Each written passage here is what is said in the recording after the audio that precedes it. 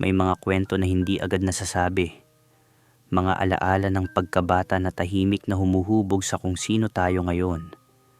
Mga damdaming nalito, natakot, at minahal sa paraang hindi pa natin lubos na uunawaan. Ang kwentong ito ay tungkol sa isang pag-ibig na ipinanganak sa inosente, ngunit hinatulan ng mundo bilang bawal, isang alaala na iniukit ng panahon sa puso ni Paulo. Welcome sa M2M Desires, kung saan binibigyang boses natin ang mga kwento ng pag-ibig, pagnanasa at mga lihim na hindi madaling ikuwento. Mga kwentong minsan ay masakit, minsan ay nagdudulot ng pag-asa at laging totoo. Bago tayo magpatuloy, huwag kalimutang i-like ang video na ito, mag-subscribe sa channel, at i-on ang notification bell para lagi kayong updated sa mga susunod pang kwento handog ng M2M Desires. I-share ninyo rin ito kung sa tingin ninyo ay may puso ring kailangang makarinig ng kwentong ito. Shoutout muna tayo kina Mark, Jason, Marlo, Ploplo, at kay Jerome ng Kamigin. Maraming salamat sa patuloy na suporta at pakikinig. Kayo ang lakas ng loob ng mga kwentong tulad nito. At ngayon, kung handa na kayo, tara, simulan na natin ang kwento. Hi po, Kuya Will. Ako po ulit ito, si Paulo. May isa pa po akong karanasan na matagal ko nang gustong ilahad at ikwento sa inyo. Matagal na po itong nangyari sa akin, bago ko pa po nakilala si Junior. Ang ikukwento ko po ngayon, Kuya Will, ay tungkol sa isang kaibigan. Isang taong masasabi kong naging tunay kong kaibigan at minahal ko. Mahal na mahal ko po siya noon. Para sa kwentong ito, Kuya Will, itago na lang po natin siya sa pangalang Godzilla. Si Godzilla po ay kaibigan ng mga ate at kuya ko, pati na rin ng mga pinsan ko. Close siya sa pamilya namin, kaya madalas ko rin siyang nakikita noon. Tandang-tanda ko pa po ang unang beses naming pagkikita at pagkakakilala. Fiesta po noon sa barangay namin. Noong panahong iyon, si Papa po ang barangay captain, kaya natural lang na maraming bisita ang pumupunta sa bahay namin. Bakasyon din po noon sa eskwela, kaya mas masaya at mas buhay ang paligid. Punong-puno ng tao, tawanan at handaan. Si Godzilla po ay kaklase ng ate ko noong high school. Hindi ko na po tanda sigurado kung anong year sila noon, Kuya Will, pero malinaw sa alaala ko na nasa high school pa lang sila ng mga panahong iyon. Isang araw, dinala siya ng ate at kuya ko sa bahay bilang bisita, kasama rin ang ilan naming pinsan na galing sa kabayanan. At doon po nagsimula ang kwento naming dalawa. Isang kwentong hindi ko inakalang mag-iiwan ng marka sa puso ko. Noong mga panahong iyon, 8 taong gulang pa lamang po ako. Ipinakilala sa akin ni na kuya at ate si Godzilla, kasama ang kaibigan niyang si Shampoo. Pareho po silang bakla, matangkad, at may mahahabang buhok. Sa itsura, Kuya Will, hindi naman po sila kagandahan noon. Pero malinaw sa akin na pareho silang nasa edad na 15 anyos. Noong nagbakasyon si Godzilla sa amin para makipiesta, naging masaya ang mga araw na iyon. Ako po ang madalas na nagiging tour guide nila. Tuwing maliligo sila sa ilog, ako ang laging kasama. Kapag gusto nilang kumain ng buko, ako pa ang umaakyat ng puno para may maipakain lang sa kanila. Wala po kaming masyadong ibang ginawa, kundi mamasyal, maglibot, at makisabay sa kasiyahan ng fiesta. Kapag may sayawan sa gabi, sumasama rin po ako sa kanila. Kahit bata pa ako noon, gusto ko lang na lagi akong nasa tabi nila, lalo na sa tabi ni Godzilla. Sa unang pagkakita ko pa lang sa kanya, Kuya Will, humangan na po agad ako. Kaya habang nandun sila sa amin, ginawa ko ang lahat ng makakaya ko para mapasaya siya. Kung saan siya pupunta, nandoon din ako. Kung ano ang gusto niya, Sinusubukan kong sundin at samahan siya para lang ipakita kung gaano siya kahalaga sa akin. Sa totoo lang po, noong mga sandaling iyon, hindi ko pa talaga alam kung ano ang tunay na kahulugan ng pagmamahal. Bata pa lang po ako.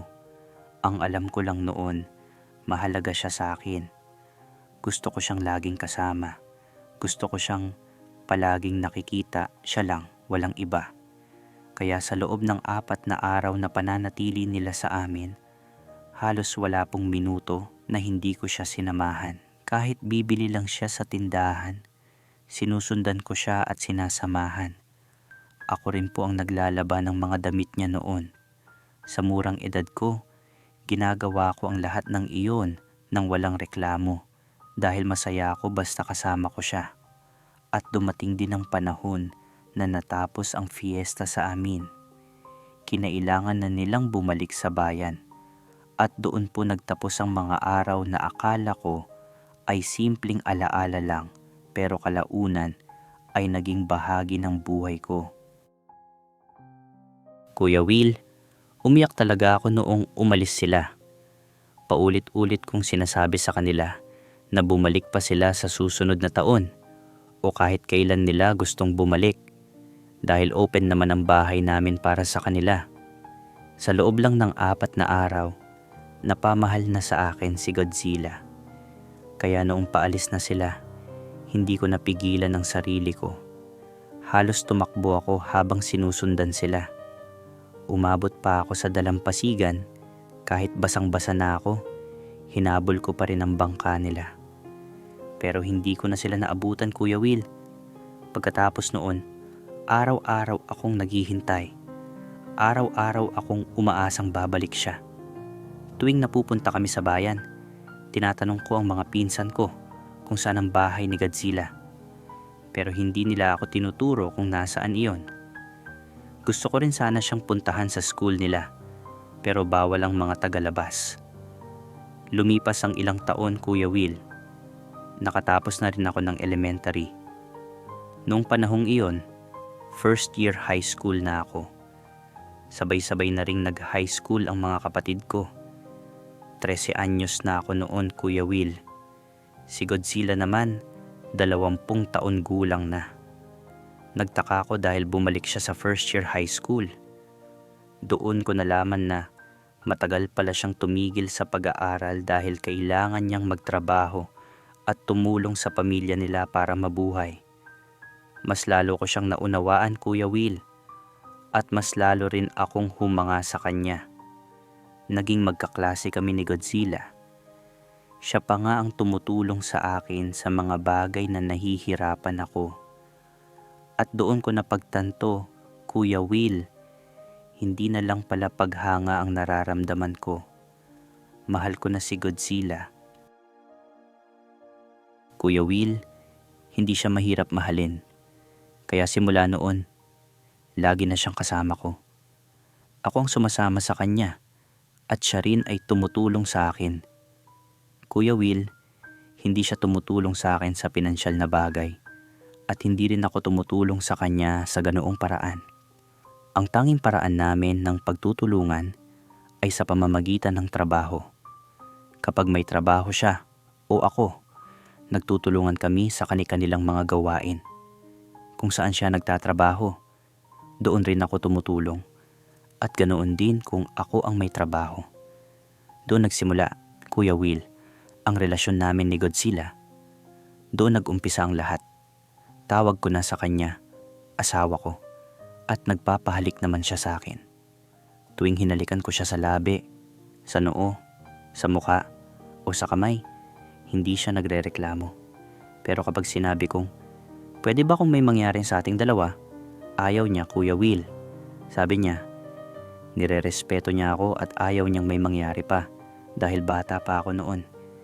Masasabi ko, Kuya Will, na ako talaga ang mas nagmamadali sa amin. Gusto kong may mangyari. Pero si Godzilla, maingat. Lagi niyang sinasabi, Pao, pasensya na. Hindi iyon ang habol ko sa'yo. Promise, nirerespeto kita. Pwede kang lumapit sa akin, pero ayokong may mangyari sa ating dalawa. Pinakita niya ang pagmamahal niya sa akin sa magaan at maingat na paraan. Halik sa ilong, sa noo, hanggang doon na lang. Masaya na ako noon, Kuya Will. Tinulungan ko siya, tinutulungan rin niya ako. At nirerespeto namin ang isa't isa. Walang araw, walang gabi, at walang sandali na sinayang ko. Kasama ko si Godzilla sa bawat oras. At iyon lahat ang mahalaga sa akin noon. Sinasamahan ko siya kahit wala kaming pera. Namamasyal kami, naglalakad lang kung saan-saan. Tawag ko sa kanya, asawa ko, dahil mahal ko siya. Para sa akin noon, walang sayang sa lahat ng lakad at pagod basta kasama ko siya. Sinamahan ko talaga siya sa bawat journey na dinaanan namin. Pero habang mas lalo akong nakatuon sa kanya, Kuya Will, ako naman ang unti-unting nawalan ng focus. Ako ang natigil sa pag-aaral. Nawalan na ako ng gana pumasok sa eskwela, lalo na dahil sa mga problema sa pamilya. Kulang din ako sa suporta ng mga magulang ko. Bata pa ako noon, Kuya Will. Madali pang maimpluwensyahan ang isip ko, lalo na kapag ang nakaka-impluwensya sa akin ay mas matanda. Doon ako tuluyang nawala sa focus. Habang ang mga kaklase ko ay nagpapatuloy sa pag-aaral, ako kung saan-saan na napupunta. May mga panahong napapabayaan ko rin si Godzilla, pero hindi siya nagtatampo. Hindi rin siya nagagalit sa akin, kahit alam niyang magulo na ako. Hanggang sa isang beses, Kuya Will, tuluyan akong nawala sa sarili ko. Huminto na talaga ako sa pag-aaral. Nagpabaya na ako sa lahat. May mga ginagawa na ako noon na hindi ko naman kailanman ginawa dati. At sa huli, Kuya Will, umabot ako sa puntong umalis ako ng bahay. Naglayas ako sa amin. Hindi ko natapos ang pag-aaral ko sa high school dahil umalis ako sa amin sa edad na 13. Pumunta ako sa Maynila para takasan ang lahat ng problema ko sa Masbate. Kasi hindi ko na talaga kinaya. Ang pananakit sa akin ng mga magulang ko, ang mga ginawa sa akin ng tito ko, at pati ang mga kamag-anak ng ama ko. Halo-halo na, Kuya Will. Dahil sa sobrang inis at hinanakit ko sa kanila, napilitan na akong lumayas at subukan ng sarili ko sa Maynila. Akala ko noon, makakahanap ako ng magandang buhay doon. Pero, Kuya Will, hindi rin naging maganda ang lahat. Nagtrabaho ako sa iba't ibang trabaho, pero halos wala ni isa ang naging maayos. Nagtrabaho ako bilang waiter, dishwasher, pero hindi natupad ang pangako sa akin ng amo ko. Sa halip, napunta ako sa mga trabahong delikado, maging snatcher, magbenta ng laman, at kahit panlilimos. Hindi nagtagal, Kuya Will, dahil sobrang hirap at peligroso. Napilitan akong bumalik ako sa Masbate. Makalipas ang 1 taon, umuwi ako sa amin. Tinakasan ko ang amo ko sa Maynila kahit alam kong hindi tama ang ginawa ko. Akala ko baka hindi na ako tatanggapin ng mga magulang ko. Pero sa kabila ng lahat, tinanggap pa rin nila ako. Makalipas ang ilang taon, nagdesisyon akong bumalik sa pag-aaral. Doon ko muling hinanap ang mga dati kong kaibigan at syempre si Godzilla. Sa mga panahong iyon, working student na ako. Si Godzilla ang tumulong sa akin na makahanap ng trabaho, kaya malaki talaga ang utang na loob ko sa kanya. Sa totoo lang, Kuya Will, masasabi kong si Godzilla man ay hindi gwapo at hindi rin kagandahan sa paningin ng iba, pero napakabuti ng puso niya. Siya ang naging takbuhan ko. Kapag wala akong pera, sa kanya ako lumalapit. Kapag wala akong makain o delay ang sahod ko, diretso ako sa kanya. Hindi siya kailanman nagdalawang isip na tulungan ako. Dahil doon, Kuya Will, mas lalo ko siyang minahal. Tinatawag ko siyang asawa ko. Hindi ako natatakot at hindi rin ako nahihiya kahit maraming tao. Kahit may mga kamag-anak o kakilala sa paligid, asawa pa rin ang tawag ko sa kanya. Hinahalikan ko siya sa labi, sa pisngi, sa ilong, at sa noo para ipakita kung gaano ko siya kamahal. Pero kahit kailan, Kuya Will, hindi niya ako sinamantala. Kahit anong lambing ang gawin ko, hindi siya lumalagpas sa hangganan. Walang nangyayari sa amin dahil para sa kanya, ang pagmamahal ay hindi lang nasusukat sa pisikal na bagay. Para kay Godzilla, ang tunay na pagmamahal ay may respeto. Kuya Will, para sa amin ni Godzilla, ang pagmamahal ay respeto sa isa't isa. Madalas kaming mag-date, madalas kaming mamasyal. Sa lahat ng gastos, kadalasan siya ang gumagastos sa amin. Oo, Kuya Will, dahil sa totoo lang, wala akong pera noon at nahihiya pa ako sa kanya. Marami na siyang binigay sa akin. Mga regalo na hindi ko maihambing. Binilhan niya ako ng necklace, earrings, bracelet, relo, at kung ano-ano pang bagay. Hindi ko siya hiningi. Kusang loob niyang ibinibigay ang mga ito. Bawat regalo, Kuya Will, sinasagot ko ng pagmamahal ko, kahit wala akong material na maibigay sa kanya. Siyempre, Kuya Will, gusto ko rin na may mangyari sa amin, pero siya ang nagsasabi na hindi pa ito ang tamang panahon. Kaya nakontento na lang ako sa simpleng pahalik sa kanya, sa labi, sa ilong, sa pisngi, sa kamay, at sa paghawak sa isa't isa. Nakontento rin ako, Kuya Will, na sa mga pribadong sandali, hawak lang namin ang isa't isa para mailabas ang init at lambing ng katawan namin. Ngunit may hangganan at respeto pa rin sa bawat kilos. Hanggang doon na lang, Kuya Will, lahat ng nangyari hanggang sa makagraduate ako sa high school. Pagkatapos kong makagraduate, nagpaalam ako kay Godzilla na pupunta ako sa Maynila para magtrabaho muli. Wala naman siyang nagawa kundi pumayag, kaya Kuya Will, nagtuloy-tuloy na ang aking plano. Sa di inaasahan, napunta ako sa Ilocos Norte at doon ako nagtrabaho. Ayos naman ang trabaho, Kuya Will, pero makalipas ang 1 taon, nagbalik ako ng Masbate para doon na lang muling maghanap ng trabaho. Siyempre, Kuya Will, tinulungan muli ako ni Godzilla na makahanap ng maayos na trabaho. Dito rin, Kuya Will, nagdesisyon ako na bumalik sa pag-aaral. Naging working student ako sa kolehiyo at nag-aral ng edukasyon. Si Godzilla pa rin ang sumusuporta sa akin. Kahit sinasabi ko sa kanya na huwag na niya akong tulungan dahil nagtatrabaho na rin ako. At isa pa, scholar din ako. Patuloy pa rin ang kanyang suporta. Sa aming school, nakakatanggap ako ng scholarship na nagkakahalaga ng 75,000 piso kada taon. Bukod dito, Kuya Will, may sweldo rin ako sa trabaho na pinagsusumikapan ko buwan-buwan kahit na sinasabi ko kay Godzilla na sobra na ang ginagawa niya para sa akin. Wala siyang nagawa kundi tulungan pa rin ako. Para sa kanya, Kuya Will, mahalaga talaga na hindi ako nahihirapan at kitang-kita ko ang kabutihan ng puso niya sa lahat ng oras. Kuya Will, wala siyang ginawang masama. Ang tanging hangad niya lang ay ang tumulong sa akin. Pero, Kuya Will, nung dumating sina Paulo at Junior sa boarding house ko, medyo nawala ako sa focus kay Godzilla.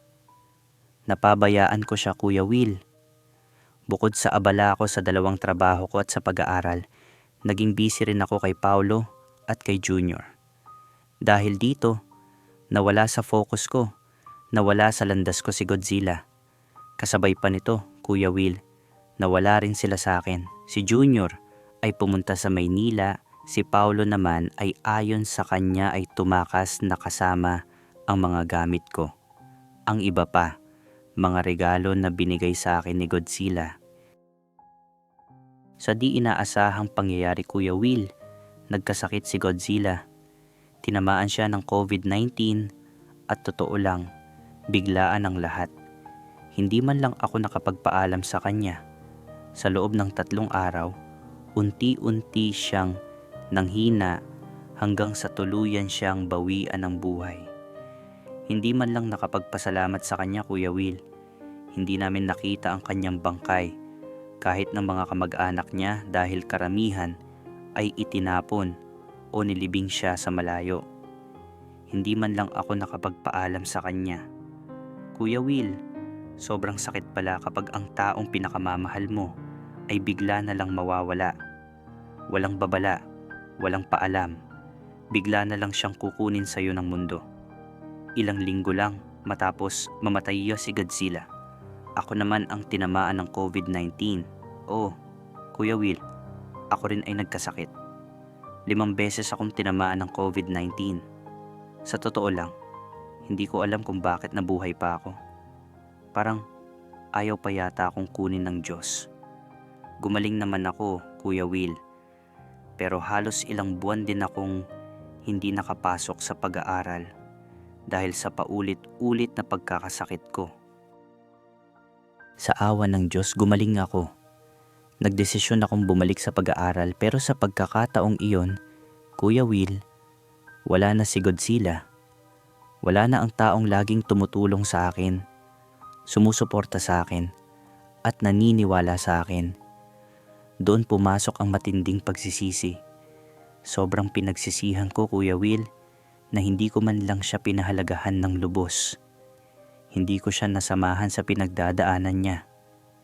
Kahit umiyak pa ako, kahit sumigaw pa ako, kahit ubusin ko pa ang lahat ng luha ko, hindi ko na maibabalik ang buhay ni Godzilla. Patay na siya, Kuya Will. Wala na siya. Pero kahit ganoon kasakit, pinili kong magpatuloy. Pinili kong ipagpatuloy ang buhay ko at ang pag-aaral ko. Pilit akong bumangon araw-araw. Pilit kong nilalabanan ang sakit ng loob, ang sakit ng puso, ang bigat ng alaala. Hanggang ngayon, Kuya Will, naaalala ko pa rin si Godzilla. Naaalala ko ang kabutihan ng puso niya, ang mga tulong niya sa akin, at ang lahat ng sakripisyong ginawa niya para lang makatayo ako sa sarili kong mga paa. Hanggang dito na lang muna, Kuya Will, ang bahagi ng kasaysayan ko. Maraming salamat sa pakikinig. Paulo. Sa susunod, Kuya Will, ibabahagi ko naman ang kasunod na kabanata ng buhay ko. Ang naging takbo ng buhay ko habang nandito ako sa Ilocos. Paulo, napakabigat ng kwentong ito.